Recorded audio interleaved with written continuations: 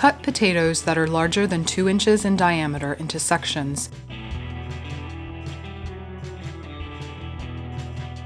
ensuring each section contains at least one eye. Lay sections on newspaper and allow to dry at room temperature for 2 to 4 days. Plant potatoes as soon as the ground can be worked in the spring. Dig a trench approximately 4 inches wide and 6 to 8 inches deep. Place potatoes cut side down in the trench 8 to 10 inches apart. Cover with 2 to 3 inches of soil. When potato plants are 8 to 10 inches tall, pile several inches of dirt or straw up around the stems. This is called hilling, and continue to do this as the plants grow. New potatoes can be harvested about the time blossoms appear, 7 to 8 weeks after planting.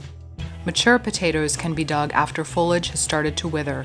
Dig potatoes with a fork or a spade, taking care not to cut or pierce the tubers. Brush off dirt and let potatoes dry before moving to storage. Store in a cool, dark, well-ventilated area for long-term storage.